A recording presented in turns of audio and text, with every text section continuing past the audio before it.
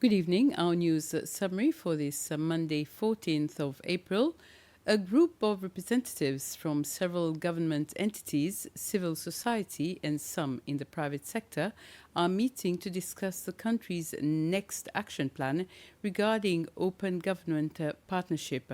This is a platform that encourages collaboration between the civil society, government, and the private sector to bring about the necessary reforms in a country, including citizens, a little more in decisions. The current plan ends in December this year, and they are working on the one that will be there for the next 2 years. Today is an important moment for Seychelles. It shows how serious we are about being open, transparent, involving citizens in our country, involving citizens to help us how to run our country. Since joining OGP in 2018, Seychelles has taken steps forward and very steady steps to more open and participatory governance. Let me thank the government, civil society partners, and all stakeholders. Without your dedication and teamwork, we would not be here today.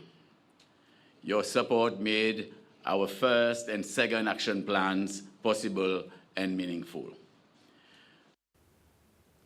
A group of scientists, environmental activists, as well as students from SALS and the University of Seychelles followed a seminar on conservation of the animals, ocean and the environment to commemorate the 6th anniversary of First Descent, a deep ocean exploration in Seychelles by Necton.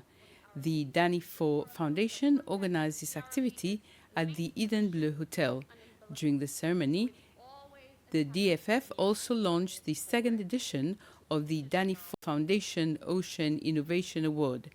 Vicky Durand, the winner of the first edition of the award, shares her experience after receiving the award.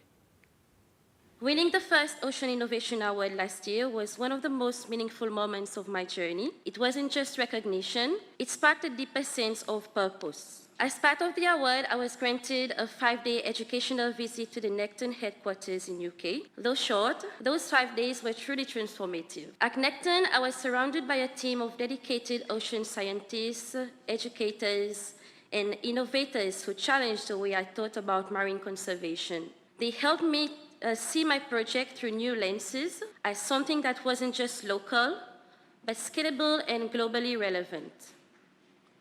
Their insights pushed me to think more strategically, to refine the structure of the project, and to build a clearer path towards long-term sustainability. They didn't just share knowledge, they believed in the vision.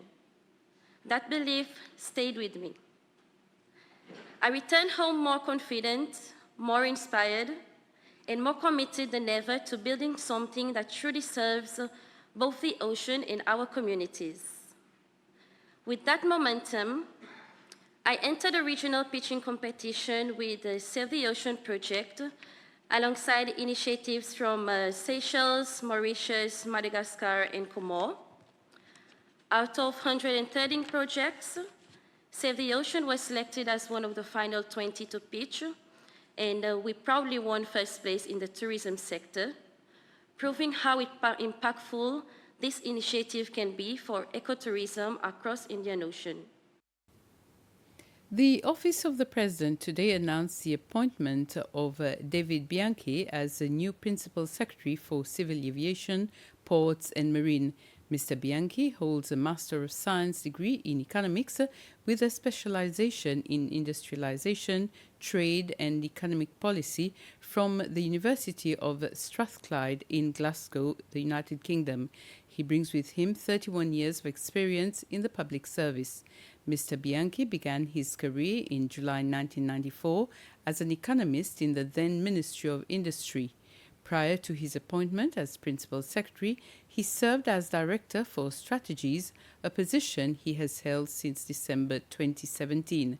Mr. Bianchi's appointment as Principal Secretary for Civil Aviation, Ports and Marine will take effect tomorrow, the 15th of April. The Seychelles Chagosian Committee has held a meeting with the Chagosians living here to update them on the latest developments during the last 6 months regarding the Chagos Islands. This is since Britain announced it was giving the sovereignty of the islands to Mauritius. The meeting, held at the Limamel District Administration Office yesterday afternoon, was also an occasion to re-elect members of the Chagosian Committee. Pierre Prosper is the chairman of the committee in Seychelles. There's a lot that has happened in terms of talks about compensation, commitments or words or statements that the Mauritian government themselves have made publicly in regard to compensation, issues with citizenships, and the way forward as to what we do to guarantee our claim, our position, once the resettlement and all this is done. The money is paid to Mauritius, and to make sure we cover ourselves to secure the claims that we owed. Are there any concrete decisions taken regarding maybe compensation, resettlement, issues like that? There's no concrete decisions. We, the committee, our committee, the Seychelles Committee, and committees in Mauritius, including Olivier and CRG, and this, we are working on models, resettlement models, compensation models to put in front of the government. So we're going to put it as a group. And our voice in Seychelles had a lot of weight also to, communities in Seychelles, in Mauritius. In UK, there's different stories. The politics is a bit different there. But we as a committee here, after a lot of advice and a lot of thinking, a lot of decisions on our side, we decided that we're going to go with the direction that the politics is going. If we sit outside, it's going to keep going, and we're going to be left behind. So we make sure that we are part, our voice is heard within the new administration of the islands going forward. And with this, we come to the end of this news summary. Have a very pleasant evening watching the other programs on SBC. Good evening.